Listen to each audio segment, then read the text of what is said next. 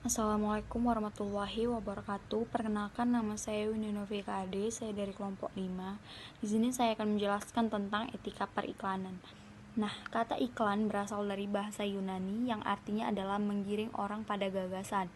Pengertian iklan secara komprehensif adalah semua bentuk aktivitas untuk menghadirkan dan mempromosikan ide, barang atau jasa secara non-personal yang dibayar oleh sponsor tertentu. Dengan demikian, iklan merupakan suatu proses komunikasi yang bertujuan untuk membujuk ataupun menggiring orang untuk mengambil tindakan yang menguntungkan bagi pihak pembuat iklan. Periklanan adalah bagian dari pemasaran yang secara sederhana dapat didefinisikan sebagai pesan yang menawarkan suatu produk yang ditujukan kepada masyarakat melalui suatu media. Kegiatan promosi atau iklan ini dilakukan secara langsung atau orasi. Lalu ketika ditemukannya aksara untuk baca tulis, manusia melakukan kegiatan ekonominya dengan ditulis pada wadah untuk menulis, baik itu dari batu, kain, tulang, ataupun kertas. Wadah yang terakhir ini adalah iklan yang muncul dalam bentuk poster ataupun pamflet. Nah, lalu dengan adanya printer yang mempengaruhi perkembangan media cetak, dimuatlah di halaman-halaman surat kabar, koran, majalah, tabloid, ataupun baliho, dan papan-papan besar yang biasa terlihat di pinggir jalan kota. Ketika media penyiaran mulai berkembang lagi, maka iklan dimunculkan dalam bentuk suara dengan media radio. Televisi merupakan media iklan selanjutnya. Adanya televisi, konsumen jadi lebih menarik untuk membeli karena produk tersebut langsung ditampilkan dengan dukungan efek dari cahaya, suara, serta gerakan. Nah, selanjutnya akan dijelaskan oleh Nelvayani Audila. Baiklah, saya akan melanjutkan materi pembahasan dari Windy, yaitu tentang syarat-syarat periklanan. Syarat-syarat iklan adalah sebagai berikut. Yang pertama, bahasa iklan, yaitu menggunakan pilihan kata yang tepat, menarik, sopan, dan logis. Ungkapan atau majas yang digunakan untuk memikat dan sugestif. Disusun secara singkat dan menonjolkan bagian-bagian yang pentingkan. Yang kedua yaitu isi iklan. Itu menggunakan yang objektif dan jujur, singkat dan jelas, tidak menyinggung golongan tertentu atau produsen lain. Jadi, munculnya iklan tidak terjadi begitu saja. Agar sebuah iklan dapat dikatakan baik, maka harus mengandung syarat-syarat. Iklan harus bersifat objektif, proporsional, dan jujur. Iklan harus berisi informasi yang jelas, padat, dan mudah dipahami khalayak ramai. Iklan sebaiknya dikemas sedemikian rupa agar menarik perhatian dan minat masyarakat. Dan iklan seharusnya tidak menyinggung, menyakiti, atau merendahkan pihak atau produk lainnya. Baiklah, hanya ini yang dapat saya sampaikan tentang syarat-syarat iklan. Materi pembahasan selanjutnya akan dibahas oleh Asep Solihun. Kepada Asep dipersilakan. Baik, saya akan melanjut hasil dari diskusi kami yang berikutnya, yaitu fungsi periklanan. Iklan sangat penting karena memiliki fungsi komunikasi yang kritis, yaitu yang pertama, menginformasikan. Iklan membuat konsumen sadar akan adanya produk baru, memberikan informasi mengenai merek tertentu, dan menginformasikan karakteristik serta keunggulan suatu produk. Yang kedua yaitu membujuk. Tujuan ini sangat penting pada tahap persaingan, di mana perusahaan ingin membangun permintaan selektif untuk produk tertentu. Beberapa iklan menggunakan comparative advertising yang memberikan perbandingan atribut dari dua atau lebih merek produk secara eksplisit. Yang ketiga, mengingatkan, yaitu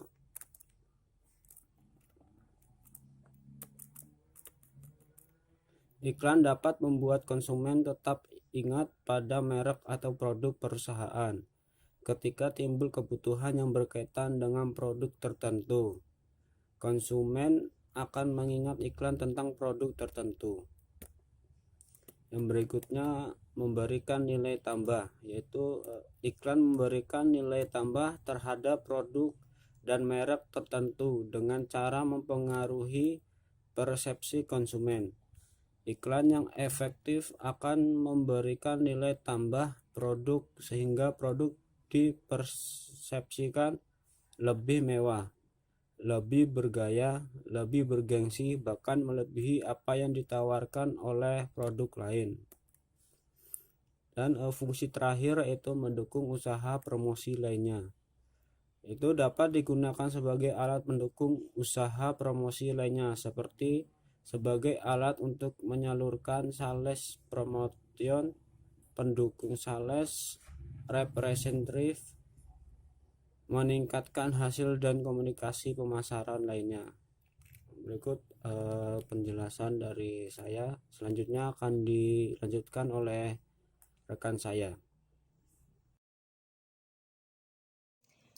Assalamualaikum warahmatullahi wabarakatuh. Baiklah, saya akan melanjutkan materi dari Asep, yaitu jenis-jenis periklanan. Iklan dapat dikelompokkan menjadi 3 jenis. Yang pertama, iklan komersial. Iklan ini bertujuan untuk mendukung pemasaran atau mempromosikan suatu produk atau jasa yang dihasilkan dari industri maupun personal. Yang kedua, iklan korporat atau biasa disebut dengan iklan perusahaan. Iklan ini bertujuan membangun citra suatu perusahaan yang akhirnya diharapkan membangun citra produk atau jasa yang dihasilkan oleh perusahaan tersebut. Yang ketiga, iklan layanan masyarakat. Iklan ini bertujuan untuk menjual ide atau gagasan untuk kepentingan atau pelayanan masyarakat. Biasanya, pesan dari iklan ini berupa ajakan, pernyataan atau himbauan kepada masyarakat untuk melakukan atau tidak melakukan untuk kepentingan umum.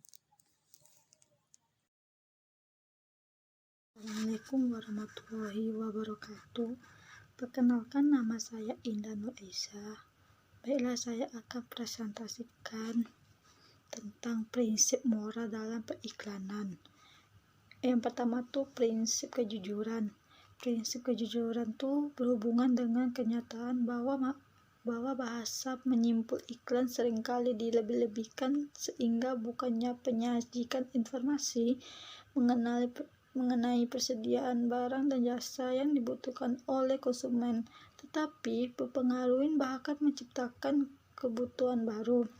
Yang kedua tuh prinsip martabat manusia sebagai pribadi.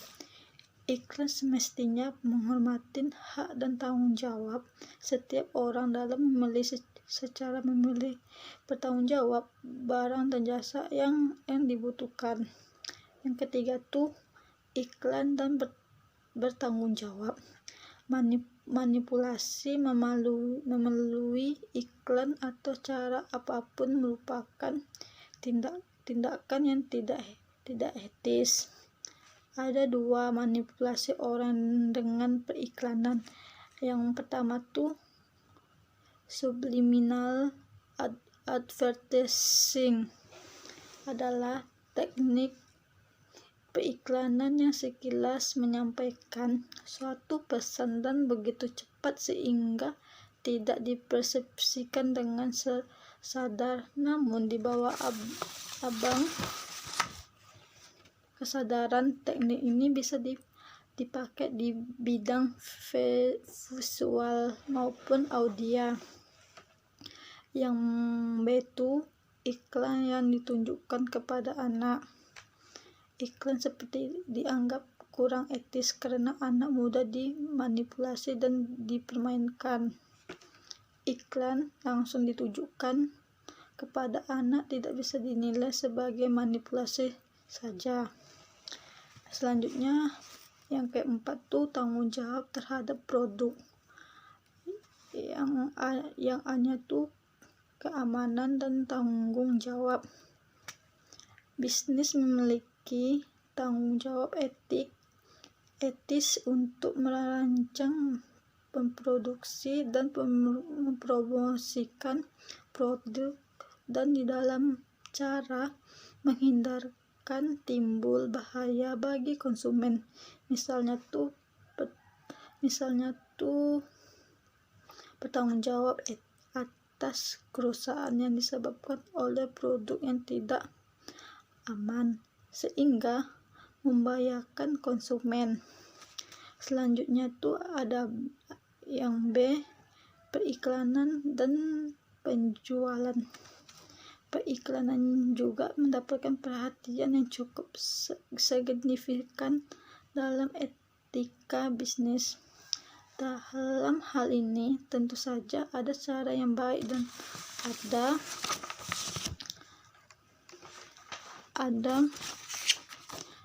ada pula cara yang buruk secara etis untuk mempengaruhi umum agar mau membeli produk diiklankan.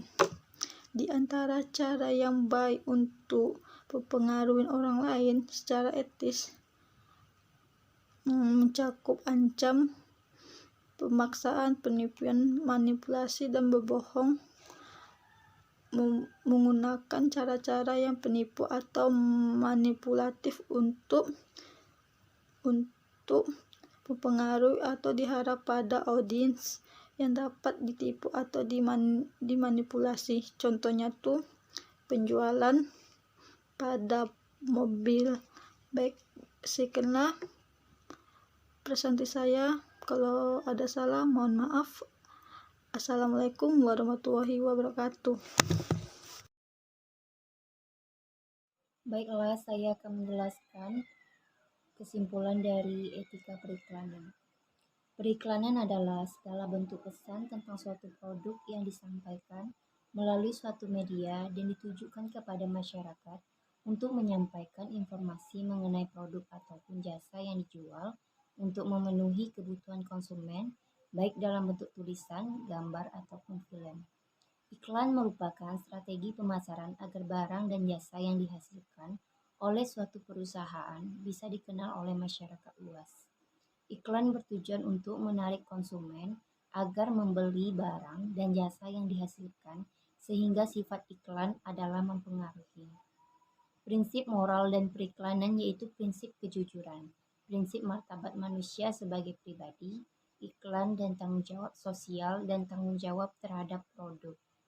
Dalam dunia periklanan juga terdapat kontrol agar iklan tidak menyimpang dari hukum dan norma. Iklan dikontrol oleh pemerintah, masyarakat, dan para pelaku iklan sendiri. Sanksi pelanggaran periklanan diatur dalam Undang-Undang Republik Indonesia Nomor 8 1999 tentang Perlindungan Konsumen Pasal 17 ayat 1 yang berbunyi, pelaku usaha periklanan dilarang memproduksi iklan yang melanggar etika dan atau ketentuan peraturan perundang-perundangan mengenai periklanan. Itu saja yang dapat saya sampaikan. Assalamualaikum warahmatullahi wabarakatuh.